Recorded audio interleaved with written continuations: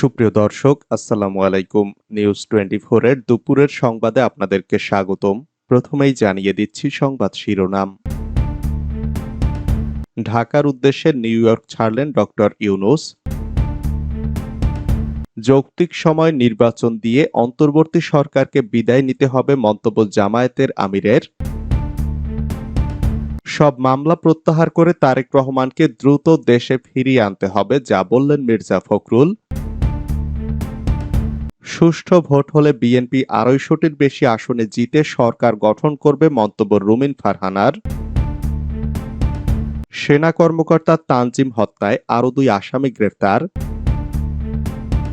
শামীম ওসমান রাতের আধারে বোরকা পরে পালিয়েছেন, যা জানালেন গিয়াসউদ্দিন। এতক্ষণ শুনছিলেন সংবাদ শিরোনাম। পুরো খবর পেতে ভিডিওটি শেষ পর্যন্ত দেখুন। সর্বশেষ সংবাদ পেতে চ্যানেলটি সাবস্ক্রাইব করুন। এবার বিস্তারিত। ঢাকার উদ্দেশ্যে নিউ ইয়র্ক ছাড়লেন ডক্টর ইউনূস। জাতিসংঘের সাধারণ পরিষদের ৭৯তম অধিবেশন এবং অন্যান্য উচ্চ পর্যায়ের দ্বিপক্ষীয় বৈঠক শেষে ঢাকার উদ্দেশ্যে নিউ ইয়র্ক ছেড়েছেন অন্তর্বর্তী সরকারের প্রধান উপদেষ্টা ডক্টর মোহাম্মদ ইউনূস। প্রধান উপদেষ্টার প্রেস সচিব শফিকুল আলম জানিয়েছেন, প্রধান উপদেষ্টা ও তার সফর সঙ্গীদের বহনকারী কাতার এয়ারওয়েজের একটি বাণিজ্যিক ফ্লাইট শুক্রবার স্থানীয় সময় রাত ৯টা ৩০ ঢাকার উদ্দেশ্যে নিউ ইয়র্কের জন এফ কেনেডি আন্তর্জাতিক বিমানবন্দর ত্যাগ করে। ফ্লাইটটি ২৯ সেপ্টেম্বর বাংলাদেশ সময় রাত ২টা ১৫ ঢাকা শাহজালাল আন্তর্জাতিক বিমানবন্দরে অবতরণ করবে বলে আশা করা হচ্ছে। ডক্টর মোহাম্মদ ইউনূস মার্কিন প্রেসিডেন্ট জো বাইডেন সহ ১২টি দেশের সরকার ও রাষ্ট্রপ্রধান এবং বিভিন্ন আন্তর্জাতিক সংস্থার প্রধানের সঙ্গে সাক্ষাৎ করেছেন এবং সাইডলাইনে ৪০টি উচ্চ পর্যায়ের বৈঠকে অংশ নেন। যৌক্তিক সময় নির্বাচন দিয়ে অন্তর্বর্তী সরকারকে বিদায় নিতে হবে মন্তব্য জামায়াত আমিরের। বাংলাদেশ জামায়াত ইসলামীর আমির ডাক্তার শফিকুর রহমান বলেছেন, রাজনৈতিক দল সহ সব স্টেক হোল্ডারদের সঙ্গে আলোচনা করে সংস্কার ও নির্বাচনের রোডম্যাপ তৈরি করে যৌক্তিক সময়ের মধ্যে গ্রহণযোগ্য নির্বাচন দিয়ে অন্তর্বর্তী সরকারকে সম্মানের সঙ্গে বিদায় নিতে হবে। গতকাল শুক্রবার সকালে খুলনা নগরীর সোনাডাঙ্গা এলাকার আল ফারুক সোসাইটিতে খুলনা মহানগর জেলা জামায়াত আয়োজিত রুকন সম্মেলনে প্রধান অতিথির বক্তব্যে এসব কথা বলেন তিনি। সব মামলা প্রত্যাহার করে তারেক রহমানকে দ্রুত দেশে ফিরিয়ে আনতে হবে দাবি মির্জা ফখরুলের। বিএনপির ভারপ্রাপ্ত চেয়ারম্যান তারেক রহমানের বিরুদ্ধে করা সব মামলা প্রত্যাহার করে তাকে দ্রুত সময়ের মধ্যে দেশে ফিরিয়ে আনার দাবি জানিয়েছেন দলের মহাসচিব মির্জা ফখরুল ইসলাম আলমগীর। শুক্রবার সন্ধ্যা ৫:৩০ গাজীপুরের কাপাসিয়ায় এক স্মরণ সভায় প্রধান অতিথির বক্তব্যে তিনি এ দাবি জানান। বিএনপির স্থায়ী কমিটির সাবেক সদস্য প্রয়াত আসম হান্নান শাহের ৮ম মৃত্যুবার্ষিকী উপলক্ষে উপজেলার কাপাসিয়া পাইলট উচ্চ বিদ্যালয় মাঠে এ স্মরণ সভার আয়োজন করা হয়। মির্জা ফখরুল ইসলাম আলমগীর তার বক্তব্যে বলেন, তারেক রহমানকে মামলা দিয়ে নির্বাসিত করে রাখা হয়েছে, তাকে এখনো আমরা দেশে ফিরিয়ে আনতে পারিনি। বিভিন্ন রকম টালবাহানা চলছে, কোন রকম টালবাহানা আমরা সহ্য করব না। আমি পরিষ্কার করে এই সভা থেকে সরকারকে বলে দিতে চাই, সব মামলা প্রত্যাহার করে দ্রুত তারেক রহমানকে দেশে ফিরিয়ে আনতে হবে। দলের অন্য নেতাকর্মীদের মামলার প্রসঙ্গ টেনে বিএনপি মহাসচিব বলেন, যুবদল, ছাত্রদল, স্বেচ্ছাসেবক দল ও মূল দলের সবার বিরুদ্ধে সমস্ত মামলা অবিলম্বে প্রত্যাহার করতে হবে। এটা এই দেশের জনগণের দাবি। মিথ্যা মামলাগুলো প্রত্যাহার করে দেশে গণতন্ত্র প্রতিষ্ঠার পরিবেশ সৃষ্টি করতে হবে।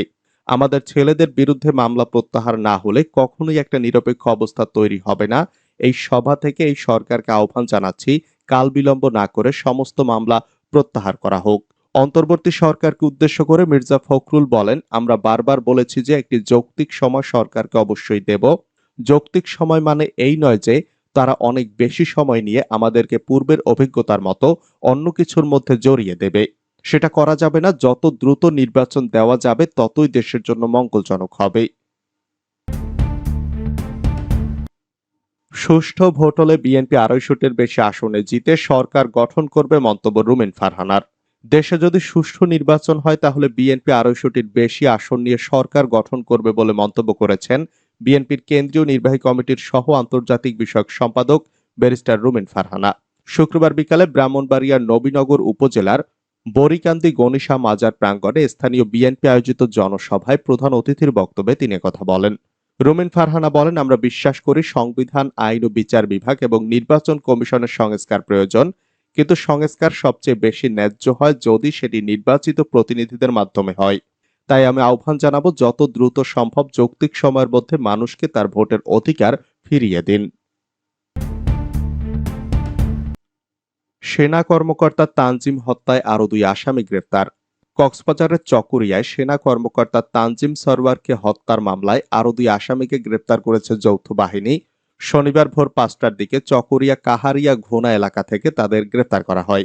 গ্রেফতার আসামিরা হলেন চকরিয়া ডুলাহাজারা ইউনিয়নের রিজার্ভপাড়া এলাকার আব্দুল মালেকের ছেলে নাসির উদ্দিন, ডুলাহাজারা মাইসপাড়া এলাকার মৃত নুরুল আলমের ছেলে এনামুল হক। অতিরিক্ত পুলিশ সুপার সিনিয়র সহকারী পরিচালক মোহাম্মদ আবুল কালাম চৌধুরী জানান, যৌথ বাহিনীর অভিযানে চকরিয়ায় সেনা কর্মকর্তা তানজিম সরওয়ার হত্যা মামলার আরো 2 আসামিকে গ্রেপ্তার করা হয়েছে। এই চাঞ্চল্য ঘটনার মূল হত্যাকারী ডাকাত নাসির উদ্দিন সহ হত্যাকাণ্ডে জড়িত তার সহযোগী ডাকাত এনামকে দুটি দেশীয় তৈরি আগ্নেয়াস্ত্র ও 3 রাউন্ড গুলি সহ গ্রেপ্তার করা হয়। শামীম ওসমান রাতের আধারে বোরকা পরে পালিয়েছেন। শামীম ওসমান রাতের আধারে কাপুরুষের মতো বোরকা পরে পালিয়ে গেছেন বলে মন্তব্য করেছেন নারায়ণগঞ্জ জেলা বিএনপির সভাপতি মোহাম্মদ গিয়াসউদ্দিন।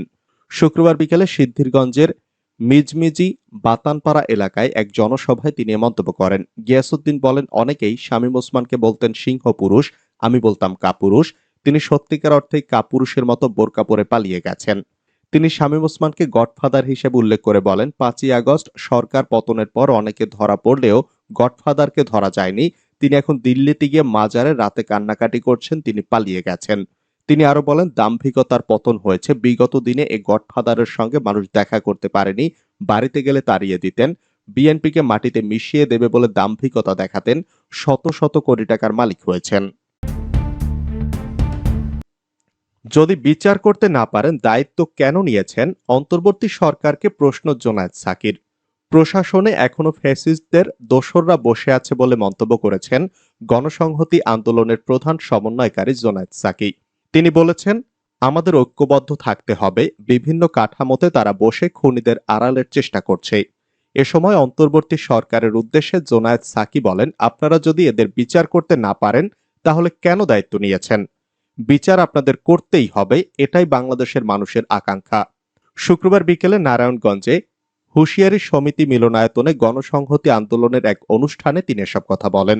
জোনায়েদ সাকি বলেন, আমরা বিশ্বাস করি এ সরকার শহীদের তালিকা প্রকাশ করবে। একজন শহীদের তালিকাও যেন বাদ না যায়। দল হিসেবে আমরা চেষ্টা করছি, আমাদের সীমাবদ্ধতা রয়েছে, কিন্তু সরকারের সক্ষমতা আছে। শহীদেরা শুধু নাম নয়, এক একটা সম্ভাবনাময় জীবন। কি নিদারুণ যন্ত্রণা ভোগ করেছে ছেলেরা। অন্তত 500 যুবক চোখ হারিয়েছে, অনেকে পঙ্গুত্ব বরণ করেছে। তাদের জীবনের নিরাপত্তা নিয়ে যেন ভাবতে না হয়, সেভাবে সরকারকে ব্যবস্থা নিতে হবে। তিনি বলেন, কোন শহীদ পরিবারকে যেন বলতে না হয় আমরা বিচার পেলাম না। এসব হত্যার দোসর ও নির্দেশদাতারা কোথায় গেল? আমরা শুনতে পারছি তারা পালিয়ে গেছে, এখনো পালিয়ে যাচ্ছে। তারা কিভাবে আইনের মুখোমুখি না হয়ে পালিয়ে যাচ্ছে, সরকারকে তার জবাব দিতেই হবে। আমরা তাদের বিচারের মুখোমুখি দেখতে চাই।